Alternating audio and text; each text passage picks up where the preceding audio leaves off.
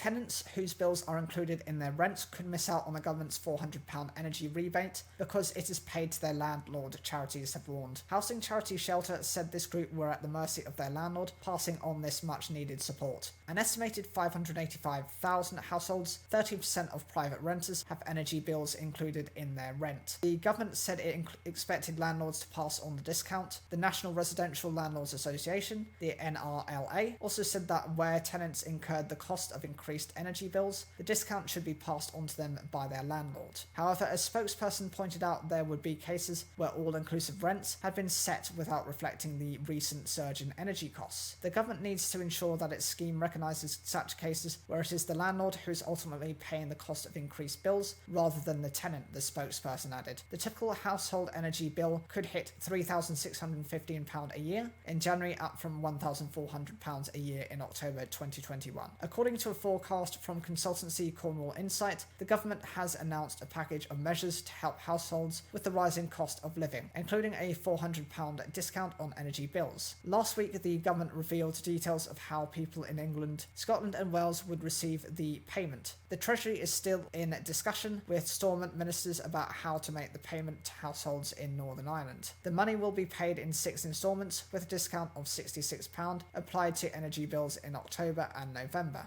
and £67 a month from December to March 2023. How the money is received will depend on how you pay your bill. However, for tenants whose energy bills are included in their rent, their landlord would receive the discount as they are the bill payer. Helen, 25, rents a room in a 4-bed house in Leicester with bills included. She is worried that if she asks her landlord to pass the £400 payment on to her, he will increase her rent when her contract is up for renewal later this year. I'm leaning towards not rocking the boat because I'm dreading that conversation about renewing and what my new rent will be for the next 6 months, she told the BBC. Helen, who did not want to give her surname, is a PhD student and her stipend will increase by just 2% in September, well below the rate prices are increasing, with UK inflation hitting 9.4% in June. If her rent increased, she said it would be a real stretch to cover her other living costs. As she shares a house with strangers, Helen said it was also difficult to discuss the situation with her housemates, who she would have to share the payment with. She did not know if they would feel the same as her. When it comes to utility bills, government guidance states that